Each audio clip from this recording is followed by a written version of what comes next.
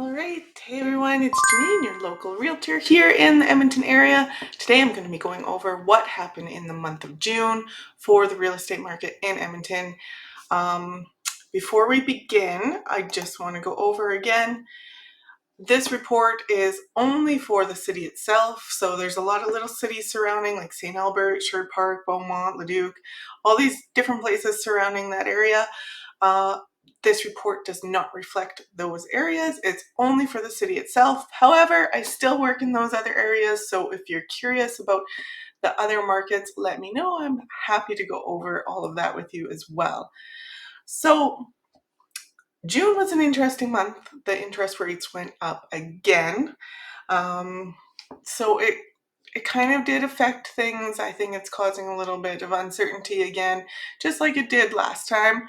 But I don't think it will be for long, just simply because of inventory. We'll get into that more. Let's just start the report and I'll show you. So we're going to start with detached single family homes. So overall there was just over 2,600 active listings and just almost 950 sold, which means almost 73% active and just over 26% sold. So when we look at new listings versus solds, so last month, if you remember, there was hardly any new listings compared to how many were sold. Increase the average price. This month we saw a lot more new listings come up, which is great. Still quite a bit sold, but because we did see a little bit more inventory and with the interest rates changing and a little bit more uncertainty, we did see a little bit of a drop in price. So it did go down a little bit. I have May 2023. That should say June 2022. So we're just below the mark of last year for average price. It's really not that uncommon to see a bit of a dip when the interest rate goes up, and also when inventory increases a little bit. But keep in mind, the interest rate is still so much higher than it was at this point last year, and we're still pretty close to the same price. So I don't see it changing too much. Unfortunately, nobody has a crystal ball to see into the future and what's going to happen. But the biggest problem is just really inventory and like the state of things. So there's a lot of people that locked in interest rates at low price or a low rate. So like 1-2%. And some of these people are locked in for 5 years, right? So they're most likely not going to sell unless really something changes in their situation. They really need to. But that decreases inventory. We also have a lot of people moving here from out of province because we're still pretty much the most affordable place to live. So there's just a lot of factors influencing everything.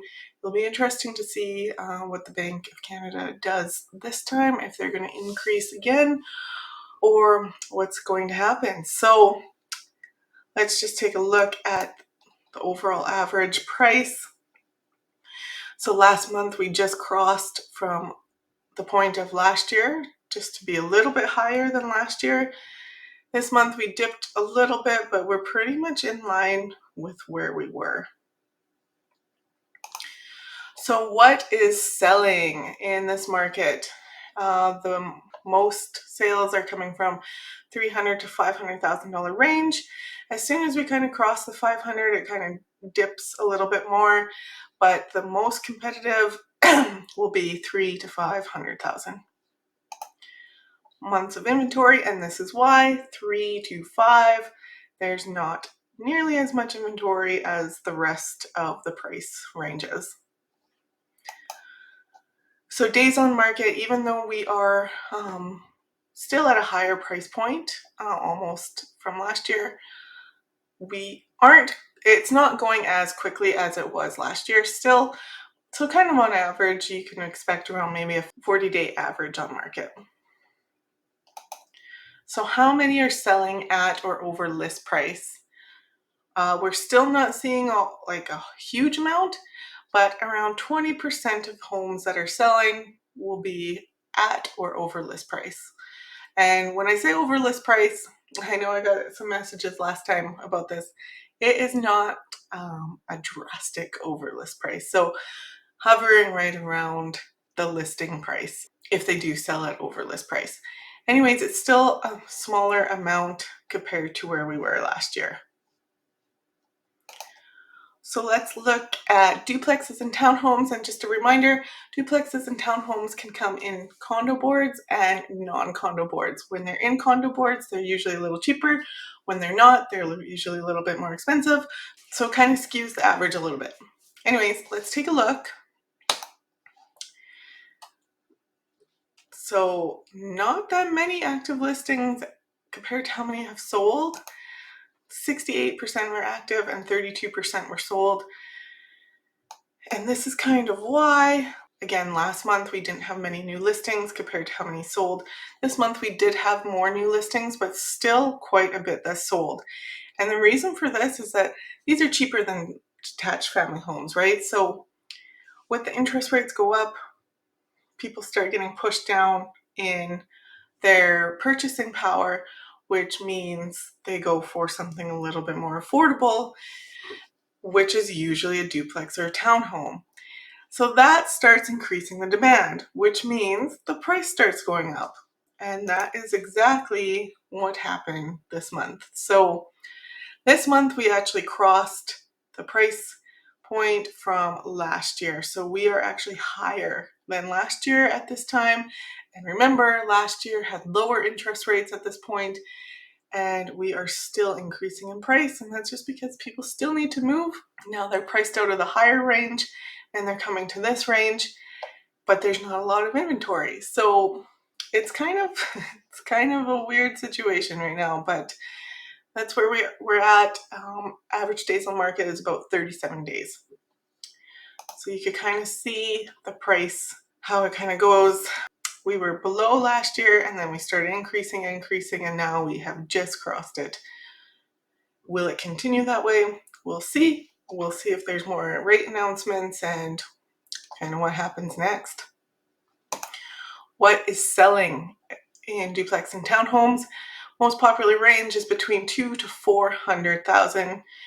Usually, I would say more like the mid 2 to mid 3 would be the most popular range in this market.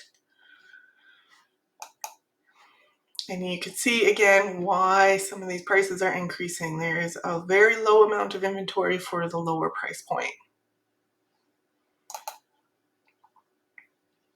Again, you could expect an average between 30 to 40 days on market.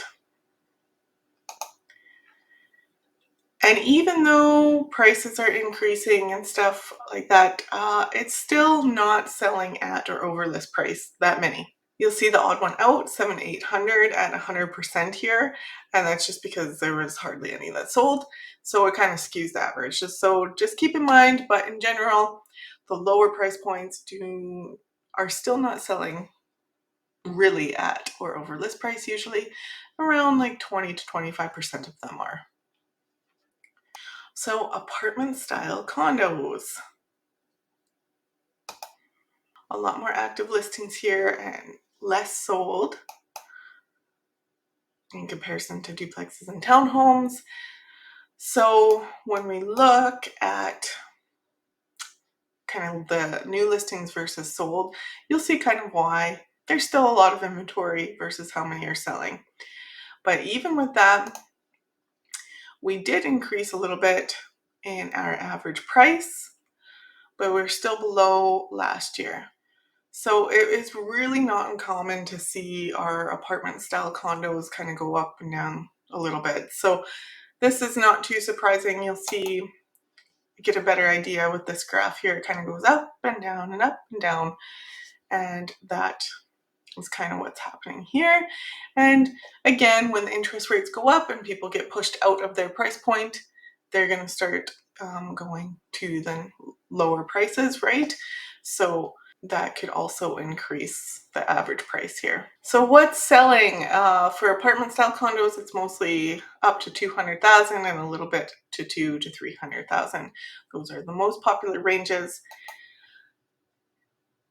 and the least amount of inventory, but overall there's still a lot of inventory. So you're looking at, like, when it's around a 4 months worth of inventory is usually a sign of a balanced market, and I think we're just over around 5.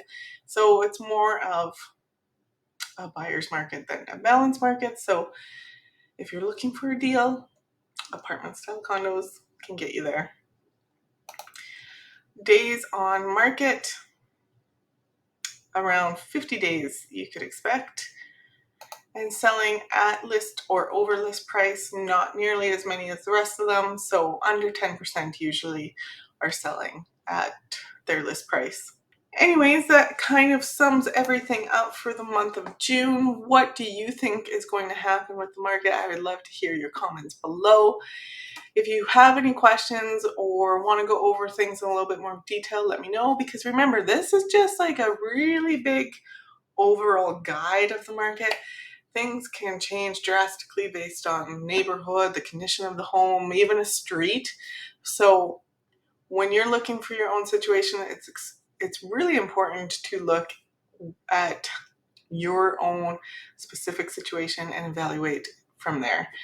So anyways, if you have any questions, let me know. I'm always happy to help. Until next time, see you.